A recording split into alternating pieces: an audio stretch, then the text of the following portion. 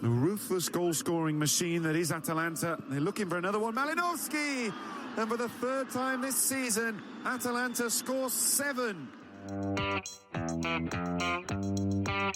The Calcio Guys is a weekly podcast by Adriano Donardo, Gianni Delacoli, and myself, Nicholas Di Giovanni. We want to bring Calcio back to its roots in our communities and share stories from around the world about why we're passionate about the beautiful game. You can listen to us anywhere where you listen to your podcasts, including Spreaker, Google Podcasts, iTunes, Spotify, iHeart Radio, and Mixcloud. Give us your opinion on social media at The Calcio Guys on Twitter, Instagram, Facebook, and YouTube. The intro song is Fireworks by Jahzzar.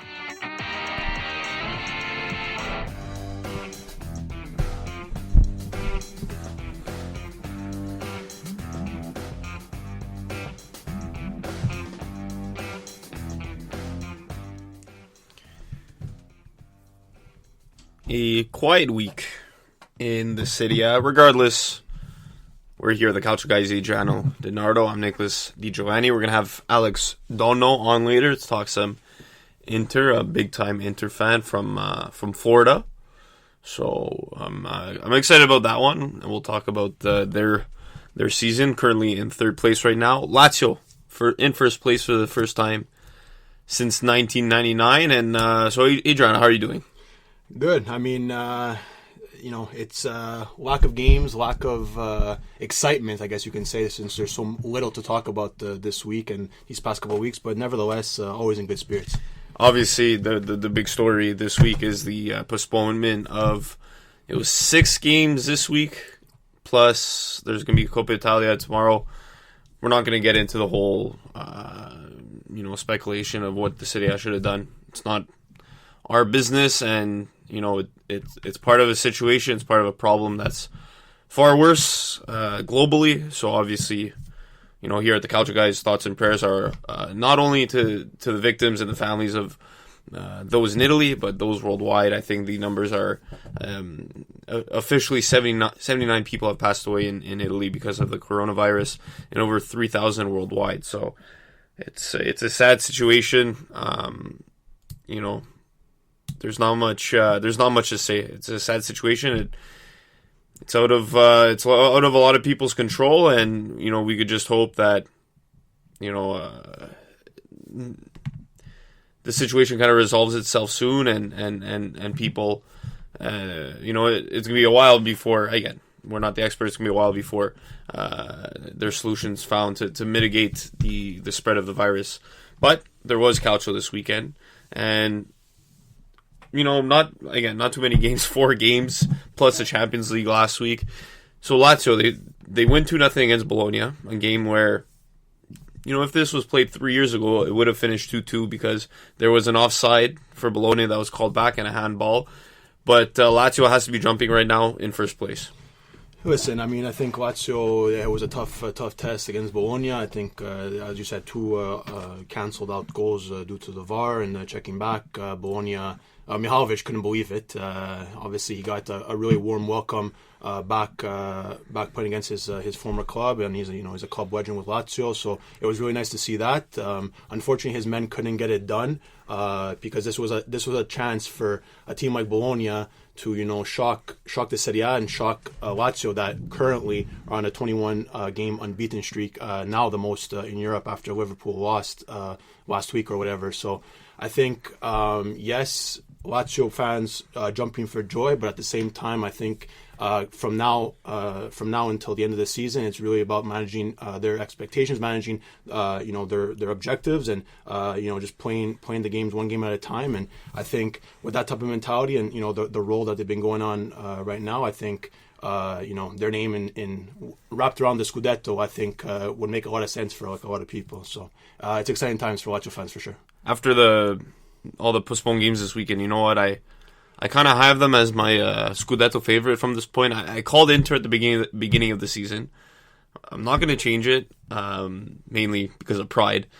But I wouldn't be surprised if Lazio wins the Scudetto at this point, mainly because it's their last competition that they're in. It's the only competition. They're lucky enough that they haven't had any games postponed. Again, this is even if the Serie A season is going to be finished. That's right. We don't even know the situation. But as it stands right now, there's going to be 12 weeks left in the season. In the final 12 weeks of the season, Lazio has to play 13 games. So if there's ever a time, it's now for Lazio. I think so. I mean, their form, speaks volumes. I think what Inzaghi's, preaching over in Lazio is second to none, and I don't think it should go undershadowed. I think he's doing a great job with his team. Again, we've spoken to our former guests just amongst ourselves, just even the buzz on social media. This team is I would say more or less solid from top to bottom. Obviously, they do have like their weaker spots, but with a guy up top like Immobile that's having the season of his life, and scoring all kinds of goals, I think it pays dividends, and I think out of the top three teams, obviously they're in like the least, quote unquote, worrisome situation, but at the end of the day, the games still need to be played, and these are good teams that are also fighting for the Scudetto, and Juventus and Inter. So I wouldn't say it's a wrap just yet, and there's a lot of calcio to be played, and we're gonna have to wait and see how it pans out. Lecce Atalanta, 9 goals scored in that one. Saponara, nice pass, sets up Donati, and with that he forgets the own goal, drills it into the bottom corner. Lecce are level. That pass finds Pasalic, and now there is the fourth goal. Zapata again. It's too easy. Pulled apart the Lecce defense, and Zapata makes it Lecce 2, Atalanta 4. A ruthless goal-scoring machine that is Atalanta. They're looking for another one. Malinowski! And for the third time this season, Atalanta scores 7. Mertens curling it in. Beautiful ball. I forgot to turn the auto DJ off. It just continued playing down the playlist. It's okay. It shows we're not professionals. But the second to last clip pretty much that you heard, Malinowski, he scored to make it 7-2. So Gasperini brings on Malinowski and Muriel late in the game when they're already up 5-2. And it's not the first time he's done this. It's not the first time Atalanta scored 7 in a game. Personally, I don't have a problem with them running up the score. But at the same time, there has to be a moment in which, in a game when they're up big, they have to realize, it's like that Simpsons meme, just stop. He's already dead. Do you think it's disrespectful at all? I think it's a tough thing to dissect. Disrespectful, that's a big word.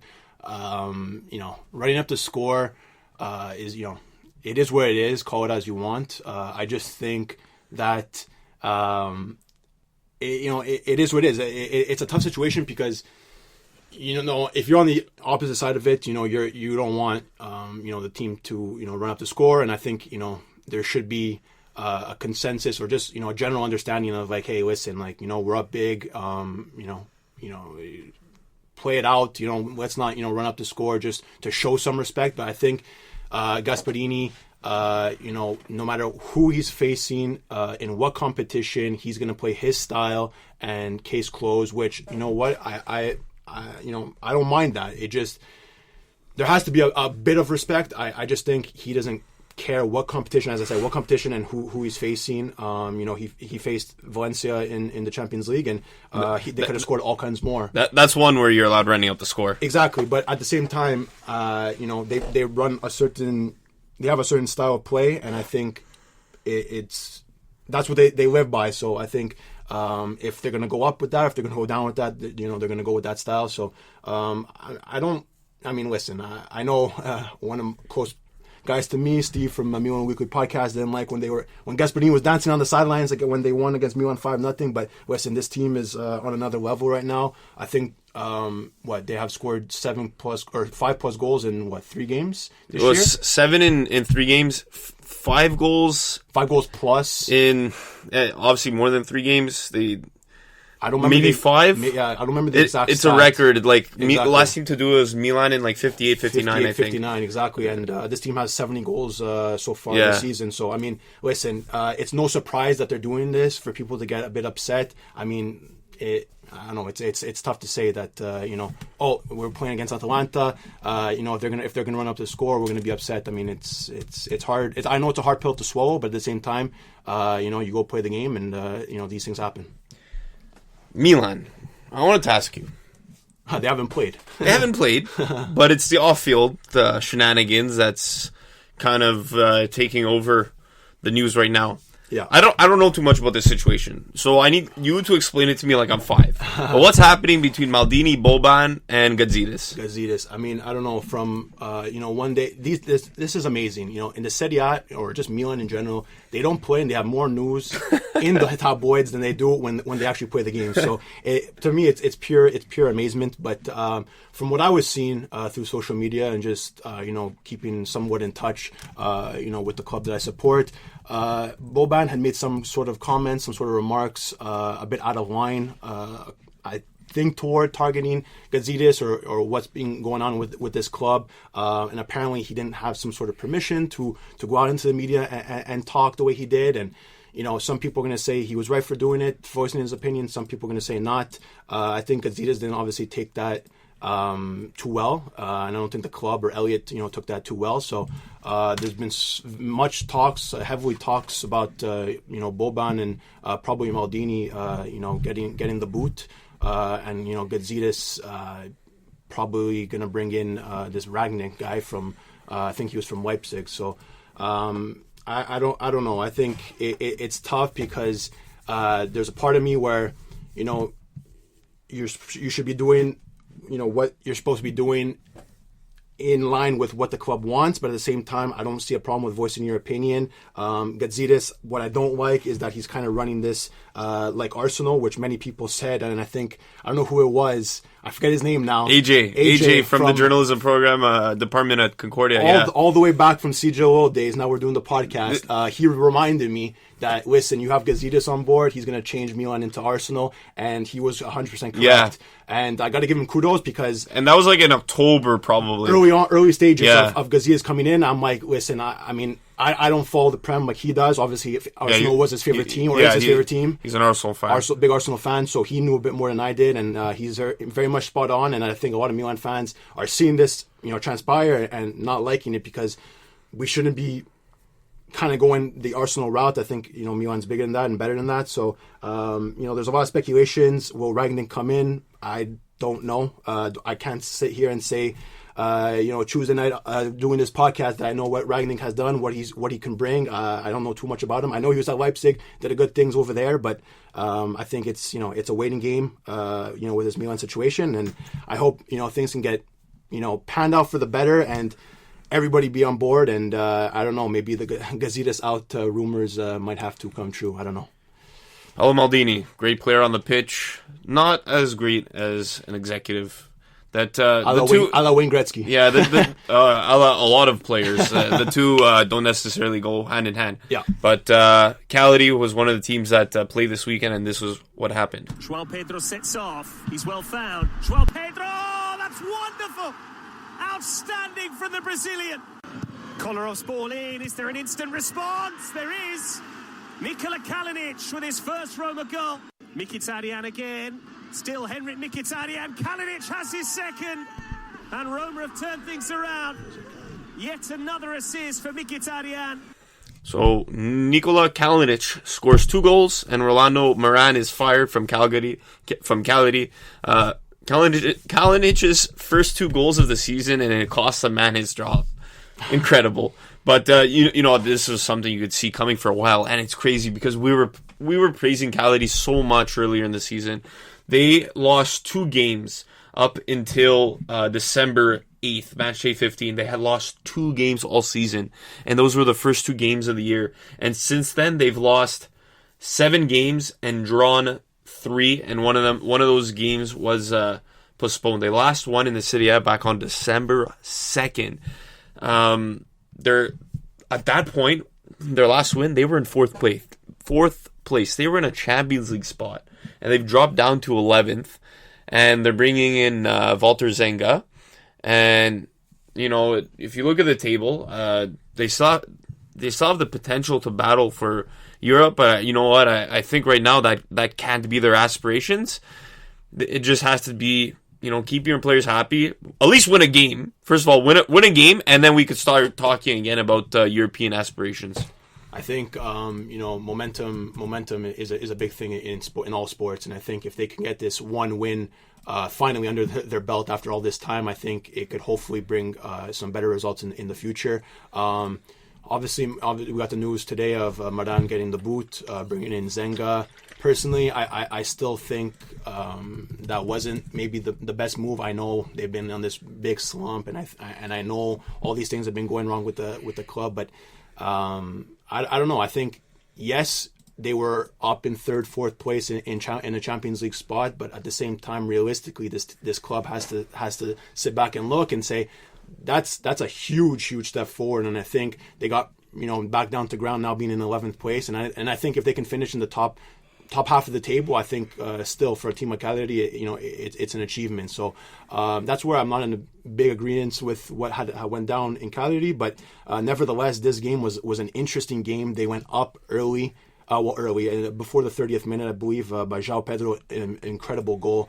And again, Roma shaky defensively, letting in 3 goals, and it almost seemed like they didn't want to win the game. They kept on bringing back Cagliari into the game, and miraculously Kalinic, I didn't know I was going to say this on this podcast, that Kalinic was going to score a brace, but if it wasn't for him, Roma legend Robin Olsen would have beat his former team. It's crazy to think about. So again, worrisome a bit still for Roma. Obviously the 3 points is huge, and this is now 2 games back to back where they score four goals, something they haven't done in, I think, since last year. So it was a tricky game, and I think that this game could have easily went either way. Unfortunate for Cagliari, but big ups for Roma going forward, and hopefully maybe now slowly the Roma fan base can lift themselves up a bit and dream big going forward. Who's worse right now, Torino or Cagliari? I'm going to say straight off before you even go any further, Torino, no doubt about it. That's 6 straight losses in the Serie A, including one in the Coppa Italia against Milan. Yeah, these are just these are losses. These are all losses. It's not like they've been terrible. Yeah, they suck. They've been terrible. They suck. And you know what? It's now showing. They brought in this Moreno Longo guy. They're only 5 points from safety. There you go. They brought in this Longo guy, sacking Mazzari.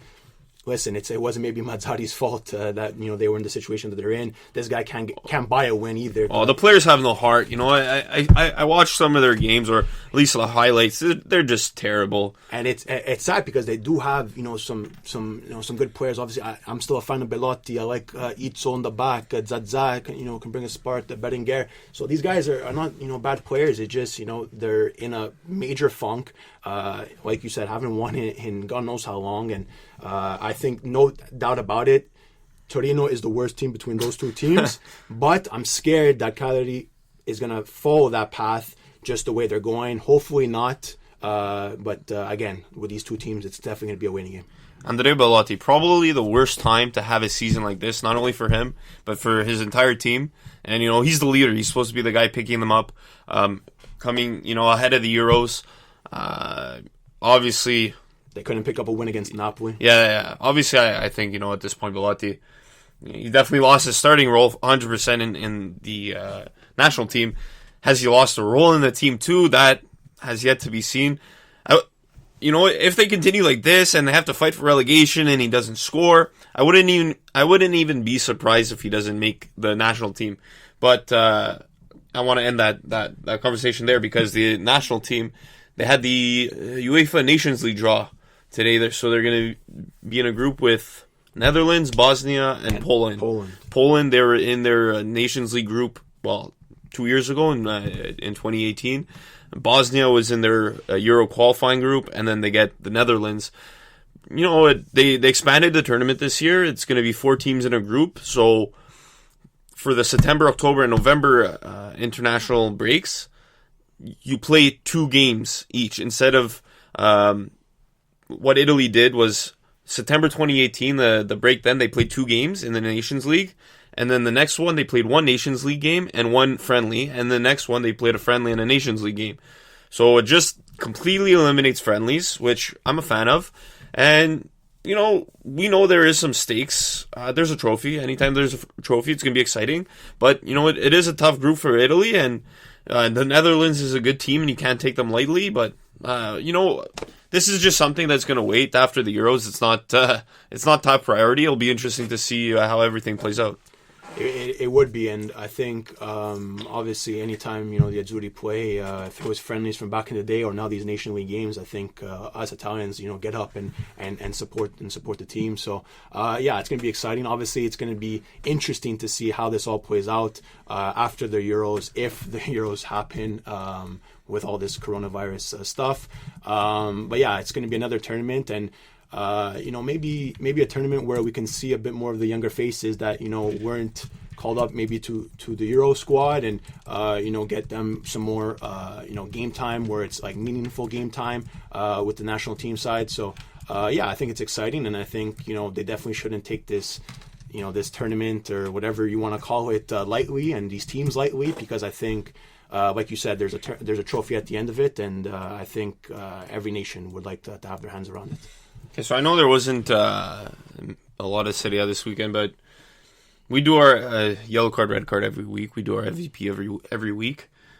Let's go MVP first. Do you have an MVP in mind? I do. I have two things that I kind of wanted to shed light on. I don't know what I kind of read what you had. So you can go first since you know what you want to do. I'm not going for a player for MVP this week. I'm going for the Napoli fans who held up a sign saying, so I'm going to say it in Italian, nelle tragedie non c'è rivalità, uniti contro il coronavirus. In tragedies, rivalries don't exist. We're united against, they wrote COVID-19. I think that's, they said it perfectly. I'm going to tie this in later on my red card. But there was a lot of stupidities on Twitter, conspiracy theories, needless stuff.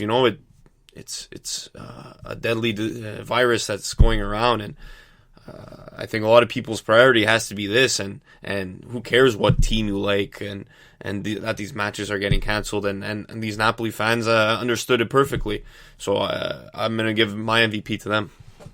That was big. I did see that, and it was going around social media, and I think it was a beautiful gesture that, it doesn't get much airtime as it should, because it's a powerful message, to say the least. For me, I'm going to go for player and coach. I got, obviously, the big name of the weekend, Duvan Zapata. I think he's a player that has went through a bit of ups and downs this season, obviously getting injured early on, and Atalanta proving that they almost didn't even need him offensively to do what they were doing, and he comes in, slots right back in, comfortable as can be, confident as can be as well, and scores a tripleta over the weekend over against a good Lecce team that we've mentioned in weeks past. So for me, definitely MVP candidate for Duvan Zapata. Another name that I just wanted to give another shout out to was Gattuso. I love what he's doing over in Naples. I think he took on a big job, replacing his mentor in Carlo Ancelotti, and a manager that has won all kinds in all different leagues. As a player, as a coach, so he filled in those shoes relatively well. He's got this team in a better state than they were. Obviously faced Barcelona, and I'm going to stick by that they should have won that game. Obviously a little bit of a brain fart near the end, but I think Gattuso deserves a lot of praise for what he's doing in Naples, and I think if he can be more than just that caretaker coach and maybe a future plans for this team, I think they can do a lot of great things. So Zapata and Gattuso, double MVP for me this week. And you know what? One player that's actually excelled under Gattuso, I forgot to write it down in the notes, Insigne. Big time. And I think he's a player that could relate to a guy like Gattuso. Yep. I mean, they're Southern guy. They're both Southern guys. I don't think that's the importance here, but it's more they carry their emotion. They what's the expression? They show their emotion on their sleeves. They carry wear their heart on their sleeves. Yeah, exactly. Wear their heart on their sleeves. They really show their emotion. They're passionate guys, and they're both talented guys. Obviously, very different playing styles, different positions, but that's not important. It's more the mentality. And, I think Insigne was really frustrated towards the end of Ancelotti's spell, and Gattuso comes in, and he definitely knew how he was feeling, and he probably sat him down, talked to him, probably adjusted the tactics to work around him and Mertens a bit more, and he's really excelled, and I'm happy for a guy like Insigne. Since there wasn't much, let's do, unless you want to do 2 cards, or do you want to do 1 card each? I mean, I don't care. Whatever. If you have 2 and I have 1, it doesn't really matter. It's because I only have 1. Have 1. Okay, say your 1. I'm just gonna give it to a red card. I mentioned it before to all the fans I saw on Twitter who were, criticizing this whole coronavirus situation, where as if it was a joke almost. Obviously, people are going to disagree with the way the league handled things, which I understand that point of view. There was a million different solutions to postponing games, canceling games, closed doors, this and that. But in none of those solutions, everybody was happy, right?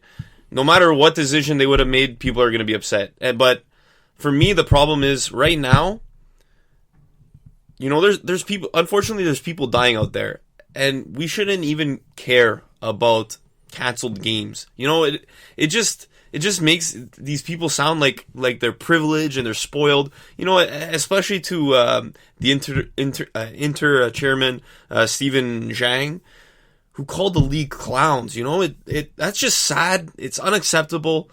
And this is a guy. He's Chinese and he works in Italy, and Italy and China are the two of the 3 worst countries with the coronavirus right now. He should understand how bad it is. He shouldn't be calling the league clowns because his team doesn't get to play a soccer game.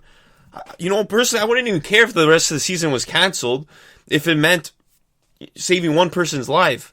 In Italy, not only Italy, worldwide, there's people who, their families are getting torn apart because of this simple virus that unfortunately we don't have a medicine to fight against. And obviously a lot in Italy is like people's nonnos and nonnas, they're dying, and you got to feel for those families. Who cares about a soccer game? Why are you bringing up these conspiracy theories that it's benefiting one team? Lazio, I remember seeing one comment, one news article saying Lazio are the winners out of this situation. Nobody's a winner in this situation. It sucks for everybody. We wish it wasn't around, but it is what it is. We have to deal with it. And right now, Calcio is a bottom priority. So a red card to everybody thinking otherwise. Listen, I think this is something that nobody would have ever expected. No, obviously not. It's something that the league didn't have a plan for. I just think where a lot of the frustration does come into play for fans or for teams or for presidents or whoever you want to name. I think that there's just been so much back and forth. Oh, okay, we're gonna postpone the game. Oh no, we're gonna cancel the game. Oh no, it's gonna be played on Wednesday. Oh, but what about Monday? I think just that the league hasn't stuck to one idea. And if people are not happy about that, so be it. But at least, everybody's on board with one idea and one plan. And I know it's easier said than done. Don't get me wrong. But I think that it's just something that's so unfortunate that, as you said, winners or losers. I mean, there are certain things where you can say, oh, there's a winner in this situation, there's a loser. But at the end of the day, like you said, lives are being, are at risk and have been at risk, and there has been deaths. So I think that's where a lot of the frustration comes from, and it is unfortunate. But I think the sooner, hopefully, the sooner that we can get this resolved, if that will happen. I don't know when. We're not doctors here, but at the end of the day, I just hope for the best for the continuation of the league. For Europe, for the Euros, for the families affected, for everybody on board. I think just. The Serie A obviously is notorious for not handling certain things well, and I think people like to bring that, Yeah, but in this situation, it's not only the Serie A as well. I'm sure there's, again, I'm not in these meetings, so I don't know nothing. Yeah, no, neither do I. I'm sitting in my comfortable room in the in Montreal, and I'm sure there's a lot of governments. There's the World Health Organization involved. It's not only Serie A. It's easy to criticize that. Yeah, no, and obviously fans are frustrated when they're not going to be able to watch their soccer. Of course, but that's what I'm saying. You have to take a step back and realize how much of a world problem this is, and of course, and if your family member was affected, I don't think some of these people I saw on Twitter would be saying the things they would be saying. It's tough because we're across the pond, so and thankfully it hasn't been what it is over here. So, we have to, stay put and hope for the best going forward. Gonna go to the pocket and get out the red. It's a red card. Okay, your card. So my card was nowhere near as intense as that conversation, but I'm just going to have to give, I guess, since you gave a red card, I'll give a yellow. Small yellow card for Lecce this week. Nothing major again, but at the same time, seeing that the team that they are just coming up in Serie A, this is 2 back-to-back games where they totally get, manhandled, and this is a team where had some big results against some big teams in the Serie A. So a little bit of a yellow card. I don't know, Liverani. I'm still behind them only because I'm scared of him that I'm behind them. But no, listen, he's done some good things with Lecce. But for me this week, a small yellow card just for these past 2 weeks of bad play. This is definitely going to be another yellow. Coming up, Alex Donno from the Calcio Connection.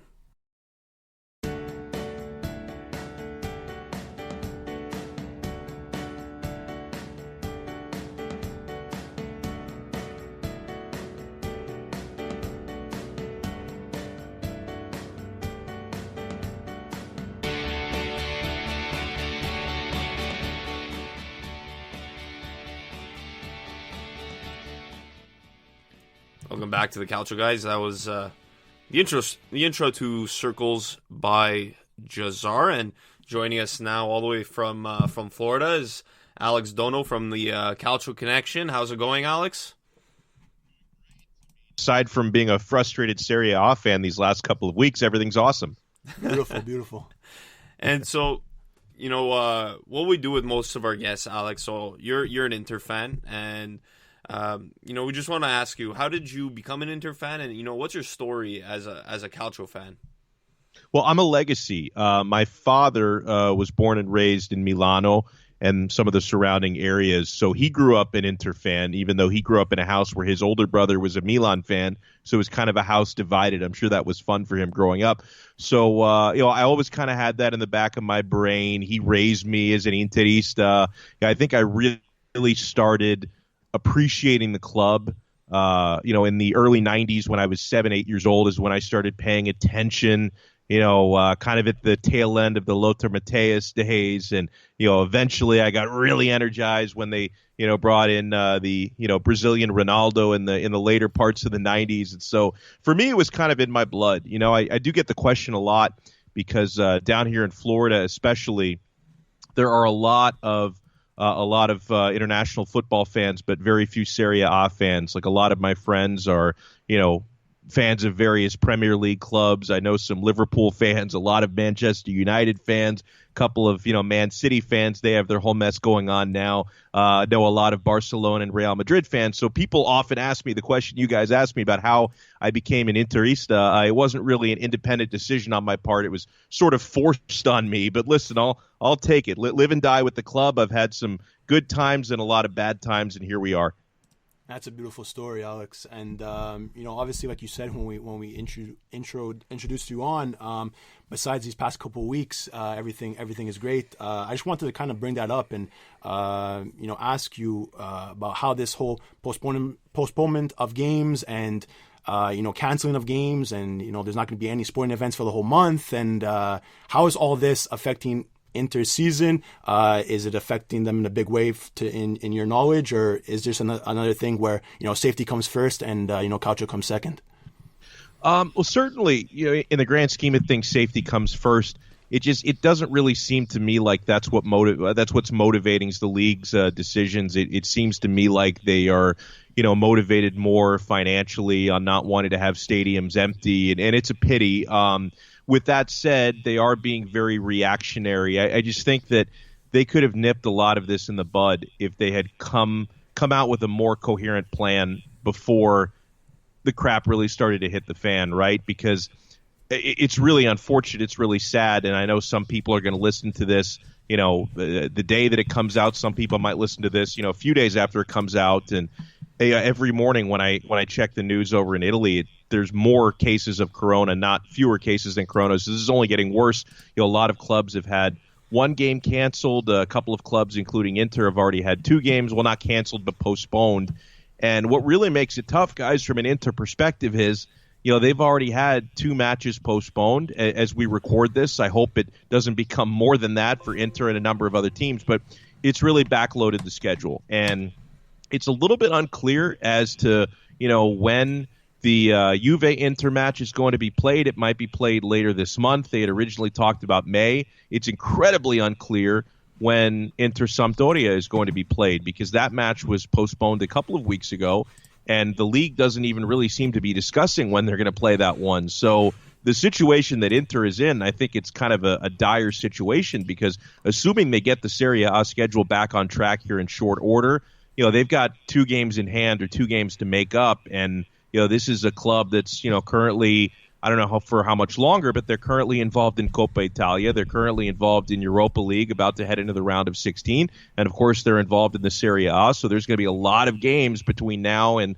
late May that have to be played. And the more you kind of backload these games and make them up later on, I'm looking at Lazio right now, who have a plus 8 point advantage on Inter. Granted, the 2 games in hand, but when you have to reschedule those games so late in the year, I think it's going to be really tough to win those games in hand. I think this is not that if all things were equal, I don't know if I would favor Inter right now to win the Scudetto. I probably wouldn't. I'd probably go Juve first, then Lazio, then Inter. But I think with the way things are shaking out with these cancellations, I'd probably favor Lazio right now because they play in the fewest competitions. They have no postponed matches right now in Serie A. So for Inter, I think the deck is really stacked against them competitively.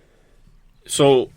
Alex, on past weeks on the show, I said Inter probably has the best depth in the entire league, and we saw they went out in the winter break and signed a couple of players to add to that depth. So, do you think if there's one team that could handle a busy schedule, it would be Inter with all that depth that they have? That's a fair point. They certainly got deeper in the January window, bringing in Young and Moses and, of course, Christian Eriksen. And I'm guessing, guys, with all this time off, I would imagine Stefano Sensi has got to get healthy pretty soon because it's not like he's had anything else to do than just, sit in a bubble and heal up with all the various problems he's had. So, yeah, I think you raise a fair point, and hopefully when crunch time comes around and you're playing all these games, Conte kind of rotates the squad accordingly. But certainly, yeah, I think if there's a club that can potentially handle a situation like this depth-wise, Inter's not in a bad spot. It's a fair point. Yeah, Alex, just moving quickly along, obviously you spoke about Inter having, right as we speak right now, as we record this, they're still in 3 competitions, of course, and one of them being the Europa League. They got drawn against Getafe, the Spanish side, in the round of 16. We just wanted to know your thoughts about that, and is it something that they take serious, or should they put maybe all their eggs maybe in the Serie A basket, or still continue to disperse them as they have so far this season? Yeah, it's a really tough one because I think honestly, and it's not to sound arrogant, like I think they have a great chance to win Europa League. That's not what I'm saying, but yeah. It might be looking like maybe the most attainable trophy at this point. So it's not to say I guarantee that they win it, but maybe that's a competition they should take incredibly seriously. I honestly feel that way. I don't watch too much La Liga in the last couple of seasons, but I understand Getafe is having a really good season, so it's going to be a challenge in this round, no question about it. But for me, I don't get any indication that Conte is going to punt Europa League or even punt Coppa Italia. I think that when they play the second leg with Napoli, he's going to do whatever he can to try and win that game. They did lose the first leg at home, which puts them in a tough position, already down 1-0 in the aggregate. But I think that, to me, given the situation they're now in Serie A, and I think they are positioned pretty well to compete in Europa League, I may have thought differently about this if not for all the postponements, and if they had beaten Lazio a couple weeks ago instead of lost to Lazio, then I think they'd be in a better position to put all of their eggs in the Serie A basket. But I honestly think, guys, I think my greater point here is I think trying to win a trophy, I think, is important in Conte's first season. I think it's really the next step for Inter because the last couple of years they've taken a step forward, qualifying for Champions League, finishing in 4th place 2 years in a row. And a lot of Interisti, I think, were satisfied with that, right? I mean, I know that the ultimate goal for every club is to win trophies and win important trophies, but there's also building blocks to getting there. And for a team that had missed out on Champions League for almost a decade at that point, to finally get back to that competition for 2 straight years, I think that was acceptable at the time. And I think now, especially with all the money they spent on players and with the money they're spending on Antonio Conte's salary, I think you have to start thinking about collecting hardware. And I think the Europa League, obviously it's not Champions League, but it is an important trophy, and it's a cup that Inter has a rich history in when it used to be the UEFA Cup. So I think it's something that they should try for, not at the expense of Serie A necessarily, but I think you try and win that competition. So we have quite a few questions from social media. We're going to start from John. This one you kind of answered it there, but he wants to know, given the fixture fiasco, which competition should we focus on winning? Should we go all in on the Scudetto, or do you prefer a top 2 to 3 finish with the Europa League? And then he says, ideally we'd go for all of them, but I'm not sure we have the depth for that. Yeah, I think the reason why I think there's no easy answer for it is I don't think Conte or Marotta or club management are looking at it so pragmatically where they're saying we're going to pick one of these competitions and focus on that.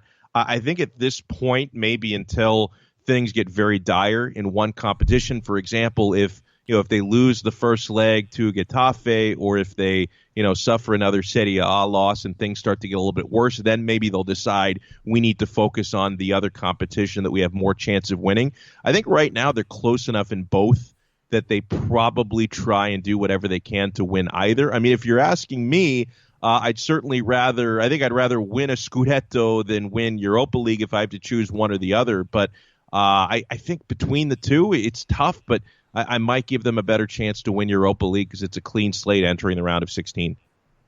Very interesting take, Alex. And I think back to what you said about winning some sort of silverware, I totally agree with you. And we had a question that kind of brought that to light by our friend Joseph from Calcio Fan Blogs. He writes, if Inter finishes third, will it be below what you expected at the beginning of the season? And I think going into the season, bringing on Conte on board and having this whole plan to bring Inter back to what they once were, was pretty important. And I think silverware was a big part of that. And would finishing third be something that is so wrong, seeing that it is his first season in charge?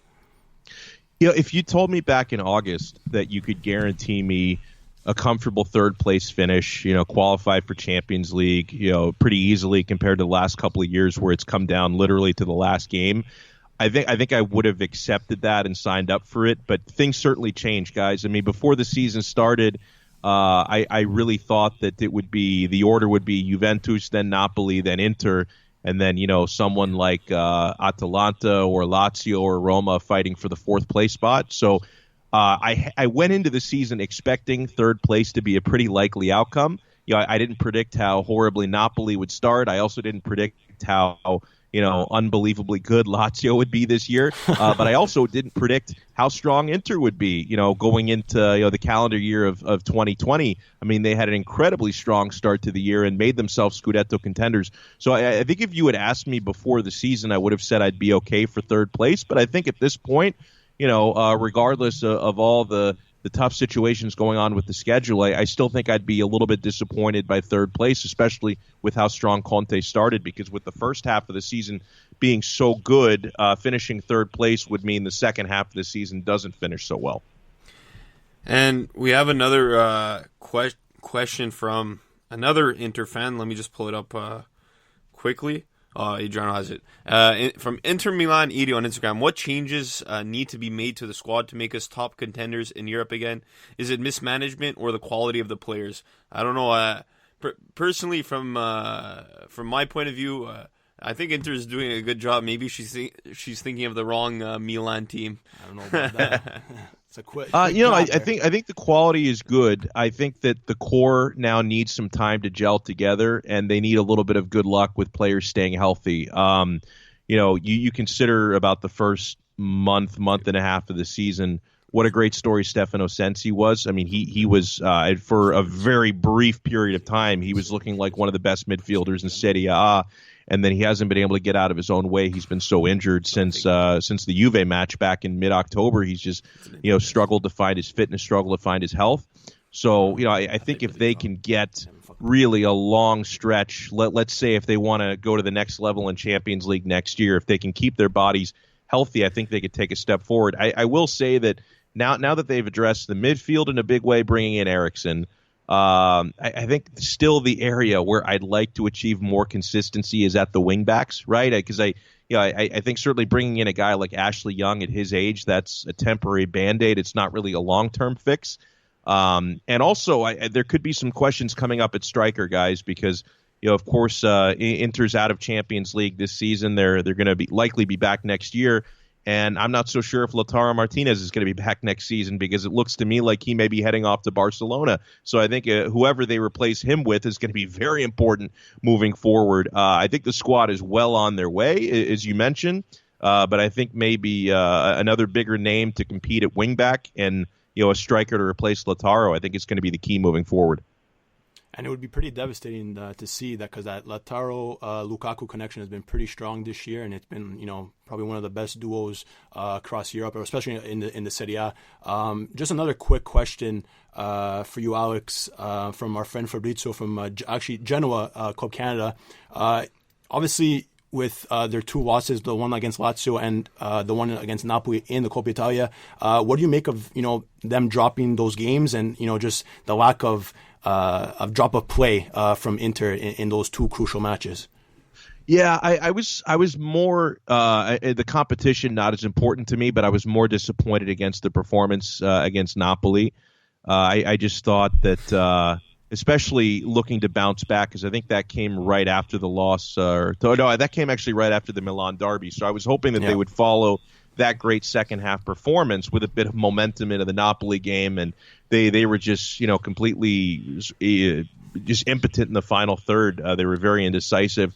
The Lazio game, it's certainly a tough result, guys, but I thought it was a balanced game. I thought Inter played okay, and a couple of different bounces here and there. You could have had a different result if you'd played that game on another night with a different sort of set of fate. So I was disappointed by dropping that game, don't get me wrong, especially after having the 1-0 lead. But I tend to be, maybe you can call me an optimist, but I'm always more disappointed about the results when the performance wasn't there as compared to a game like the Lazio game where I thought they played okay. So, yeah, I just thought the way that they looked against Napoli, that was a rough one, especially being at the Meazza versus the Lazio game being on the road. So, two more questions coming from your friend Jerry Mancini. The great Jerry Mancini. Yeah, I love that dude. with whom you start. You just started that podcast, right? Yeah. Well, what a great time to start a Serie A podcast, right when all this crap is going on. But yeah, we had our first episode was last week. We're going to be recording another one this week, so it'll be out within a couple of days of when we tape this. Listen, Alex, if you ever need a guest, if these games happen, feel free to ring our way. Totally. Yeah, definitely. I know we want to start. Our first episode, we just did the two of us, and I know that moving forward, most episodes we're going to bring on a guest, so I'll definitely keep that in mind because I love to get perspectives from fans all around the league because even though I'm a big Inter supporter, he's a big Lazio supporter, we want to bring in perspectives from people who support all teams. So, yeah, I think that'd be great. Hey, I'm a Juve fan. Adriano's a Milan fan. Gianni was doing the show a bit more with us earlier. He's a Roma/Napoli fan, so we like that diversity as well. But okay, so Jerry, I like two interesting questions. I like the tone to this question. It's nice and simple. Will the season have a finish to it? Honestly, and the funny thing is that by the time people hear this, we may have an answer because things are changing so quickly. But at the time you asked me this question, I am becoming increasingly pessimistic where I'm starting to think the season will not have a finish. And it's why the first question you asked me, I'm so frustrated by the way that they're handling this is if they could have just come to a decision early on and played some of these matches behind closed doors, they wouldn't be in the awful situation they've created for themselves where they're canceling some teams' games, not canceling other teams' games, depending on what region of Italy they're in. So now you've got competitive imbalance in the schedule. Now you've got games you need to make up, but you don't know when you'll be able to make them up. I would honestly say, I think at the time you asked me this question, I'm going to go 60% chance there's no finish to the year, 40% chance there is. Yeah, Wow. I agree with you. I mean, based on what I read on Twitter today, I wouldn't be surprised. I mean, I said it at the beginning of our podcast. I personally, if it meant, with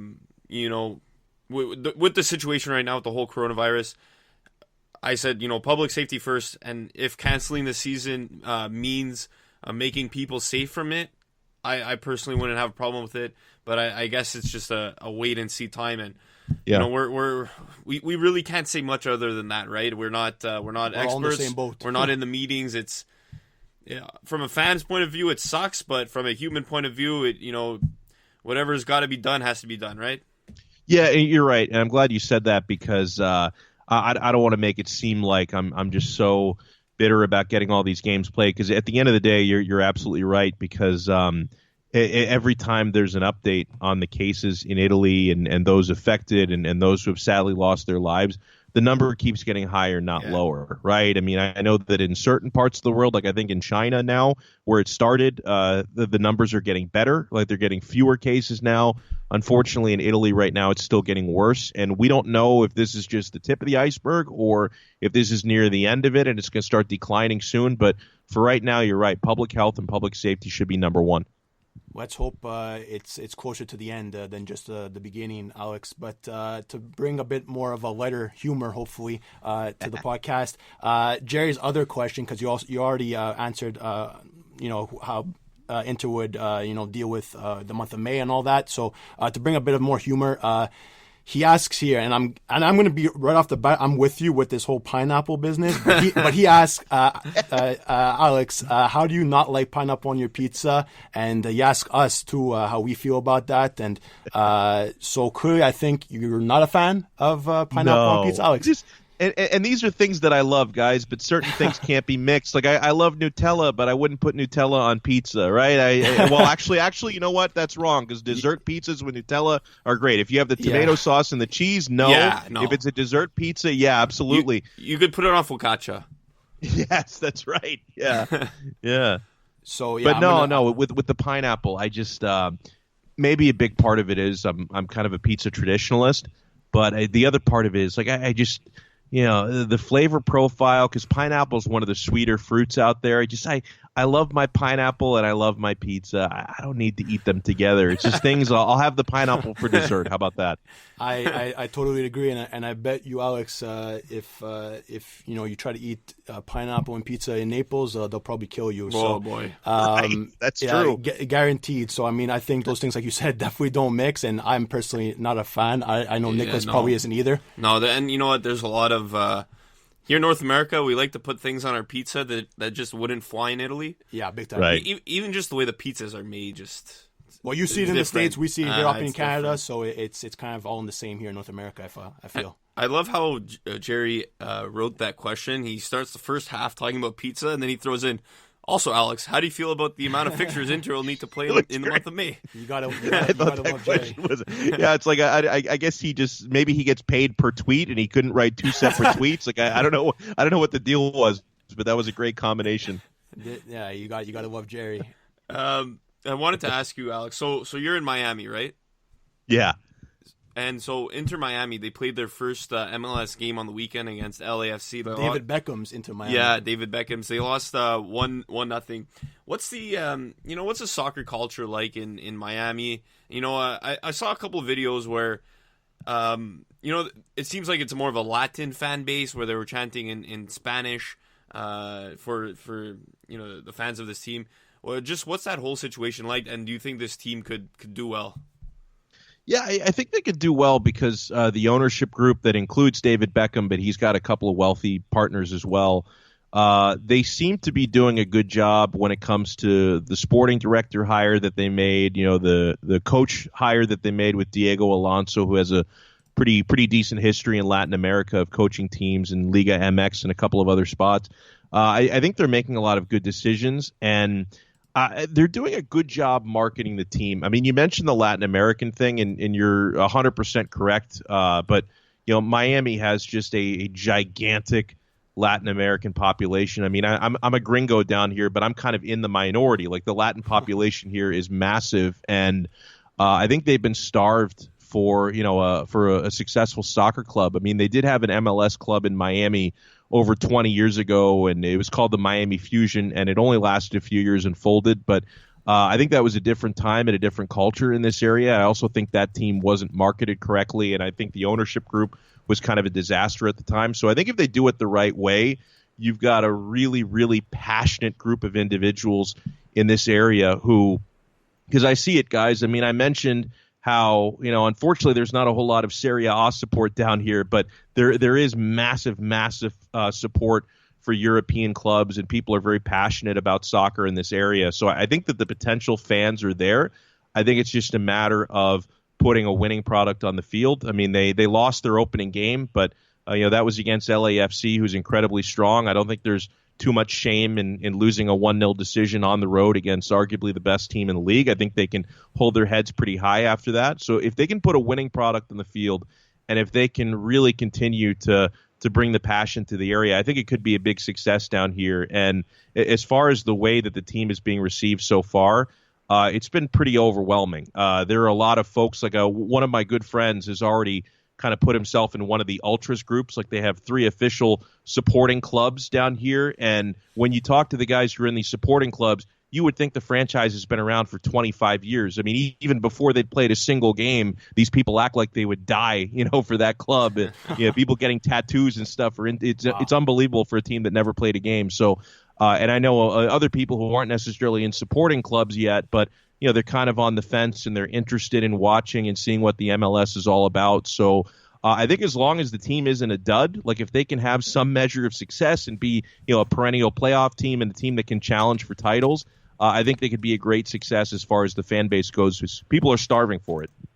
Yeah, of course, and that's crazy to see, and it's good to see that Calcio is getting some good looks out there in Fort Lauderdale. But I don't know if Alex, if you were in the meetings of all this, but the name behind the club, Inter Miami FC, you live down there. I think the name can't be any better, especially for you. What do you make of the name, and does it suit Miami?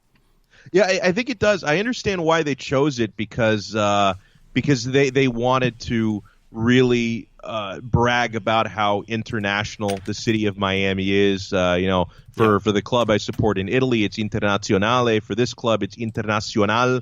In the Spanish way. So it's got that flavor of South Florida being a melting pot. So I think it makes sense. The only place, guys, it gets awkward for me is apparently, Inter in Milano is suing Inter in Miami because they don't want them to use the name for marketing purposes. So I kind of feel like a child of divorce, right? Where like one parent is suing, You're right in the middle of it. is suing the other, and they're fighting for custody rights. So it gets a little awkward for me sometimes. But I think the name makes a lot of sense. At least they don't have the Nerazzurri colors the way the Montreal Impact do. I don't know if you've ever seen the Impact jerseys. Yeah, I have. They're pretty much Inter shirts at this point. And I think the colors actually, I think they work for Miami, the pink and black. Yeah. A lot of people really like that down here, and I think I'm actually a little bit disappointed by the jerseys. I think that they should have made one where the pink really pops, and they didn't. But maybe in the future they will. Maybe that Miami Vice kind of vibe too. Yeah, totally. So that will do it for us. Thanks a lot for joining us, Alex. Before we let you go, though, Alex, where can our listeners find you on Twitter or what have you? Oh yeah, thank you so much. Yeah, I focus on Twitter.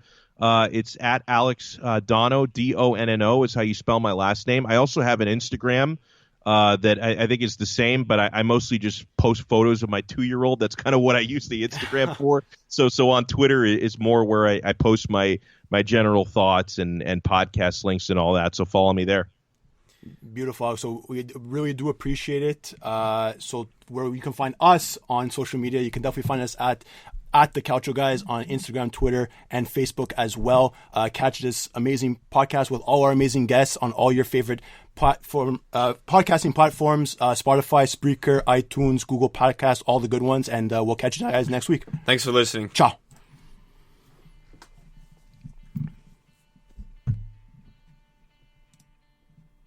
Is it playing?